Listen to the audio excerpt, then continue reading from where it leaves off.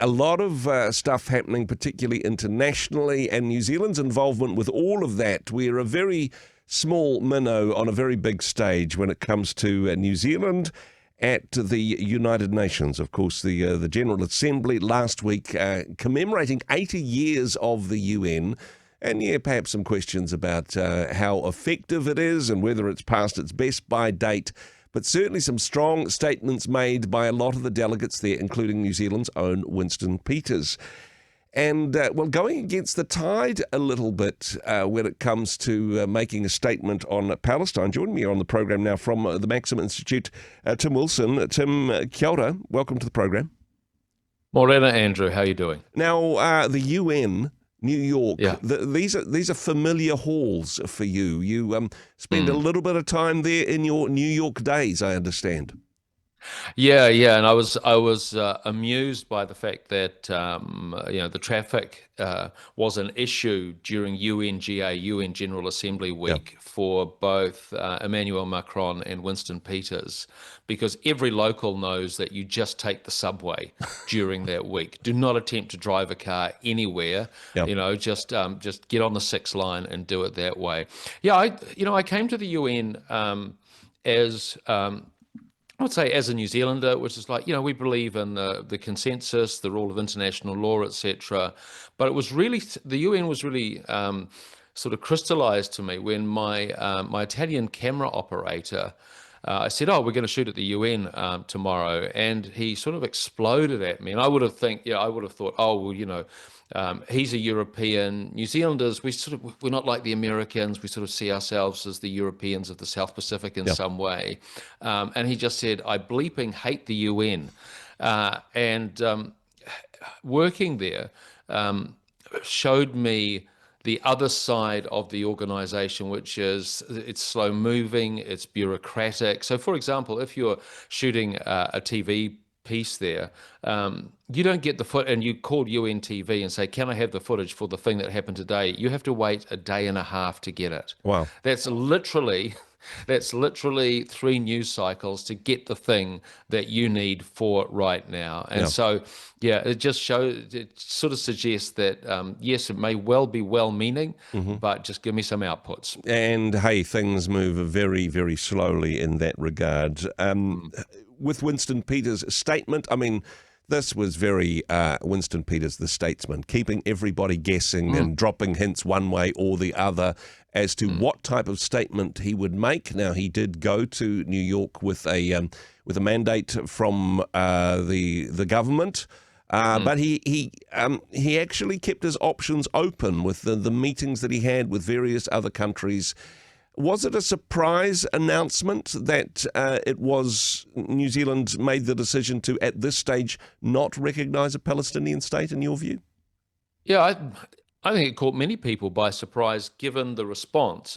Some have called it cowardly. Others have said, this is not independent foreign policy. We're just kowtowing to America, etc., etc.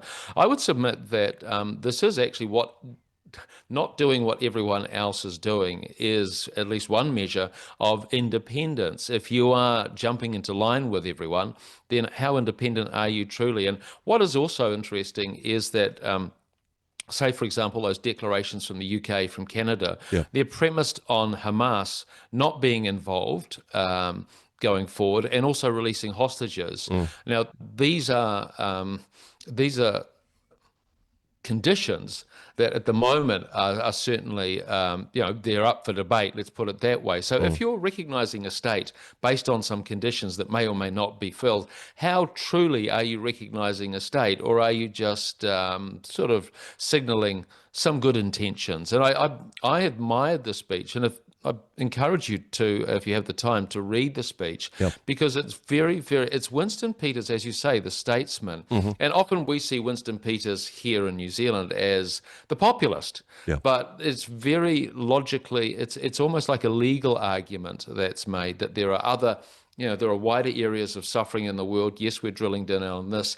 Would recognition actually help? And also the other question is, assuming recognition, whom then do you deal with? Do you deal with the Palestinian Authority? Do you deal with Hamas? Neither of which are particularly good actors. In some ways, it was a closer position to Australia, the UK, Canada. It just had the cart and the horse the other way around, I suppose. Yeah. New Zealand is saying, hey, when these conditions are met, we will consider recognising a Palestinian state, whereas the Aussie says, well, we recognise it now, but we'll put these terms and conditions on it, which does seem a little bit backwards from the Aussies.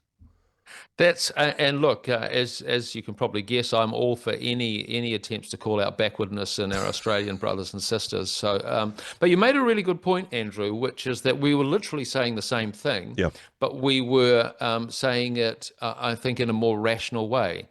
So it's like, well, let's wait until these conditions are met before we can recognise. We need to determine whom we are going to be recognising before we can recognise it. That actually seems prudent. Let's look at local reaction in New Zealand. Perhaps no surprises given the scale of some of the pro-Palestinian protests that we've seen recently, and some of our local political parties piling in on this one. Labour says, we would immediately recognise Palestine, but who knows how long it will be until Labour is in a position to be able to recognise anything, honestly. There's been a little bit of, I hesitate to use the word missiles, but things fired back and forth across the House as to who's to blame for this one and whether or not it was cowardice. A statement, though, from Christopher Luxon, he said, this is something we are going to do. It's just a matter of when, not if. Was that a contradiction of Winston's statement in some ways, perhaps, or a backing down? No, I could see an equivalence between them in that. Look, at the moment, the conditions don't exist. There's the will to recognise a Palestinian state. The question is just, what does that state look like? And there's been some suggestion, look, let's just sideline Hamas, let's deal with the Palestinian Authority. Now, what's fascinating about that is, like, okay, we are trying to engage with the Palestinian people. Polls in both the West Bank and Gaza show overwhelming support for Hamas and very little support for the Palestinian Authority. And so you would, in an attempt to be assisting Palestinian people, actually not be representing their will. You'd be dealing with an organization, but many Palestinians see the Palestinian Authority as corrupt, authoritarian, and ineffective. And indeed, simply on the moral quotient of the Palestinian Authority, the Telegraph newspaper just reported last week that it was going to stop its pay-to-slay program that rewarded terrorists for killing Jews. Now, that actual headline has been announced many times before, and they still haven't done it. So, not sure that the Palestinian Authority is any substitute for Hamas, to be honest. Yeah, it's certainly a complicated situation, and hey, things have perhaps taken a step forward, at least in theory. We are closer to peace in Gaza than we have been in the last couple of years, with the meetings with Benjamin Netanyahu and Donald Trump, announcements made, some response, but certainly not necessarily a clear plan or a pathway.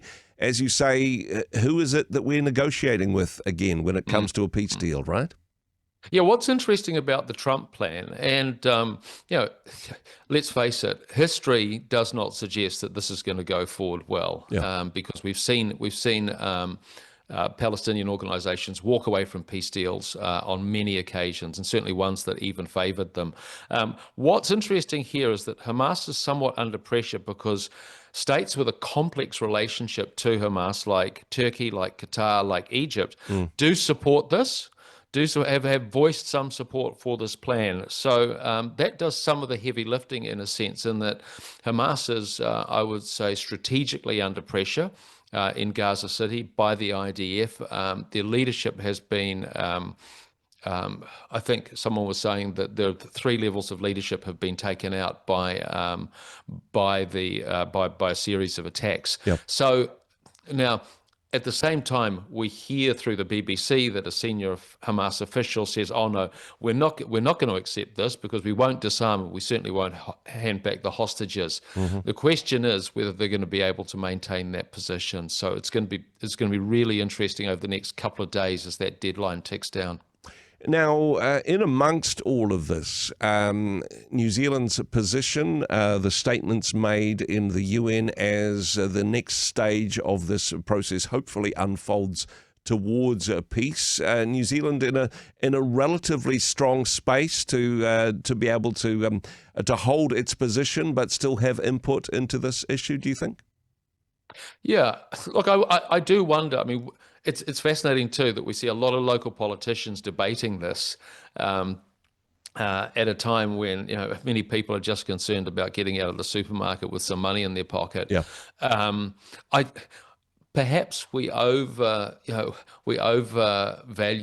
the sound of our voice in the international sphere. I mean, yes, okay, our position was probably closer to somewhere like Singapore, which Winston Peters actually is a great admirer of. Yeah. But whether we do actually punch above our weight diplomatically, look, we may in a place like the UN, but there are much bigger actors, and they need to. Those are the ones that will actually determine what happens going forward. And hey, we wait and see what the right side of history looks like in this regard. And as you say, we don't need to go too far back to say, even with the best of intentions, this is going to be a complex and fraught process going forward. Tim, appreciate your comments. As always, thanks for joining us today. Yeah. Always a pleasure, Andrew. Take care. Hey, thanks very much for joining us in the Rhema studio. Thanks very much for watching the interview. It's kind of nice to have an audience, actually. And if you did like what you watched, then do give us a like, do give us the thumbs up. And if you'd like to see more interviews like that one, or perhaps even better, subscribe and those interviews will come straight to you. Don't forget to turn on your notifications, and we'll see you in the next one. Cheers.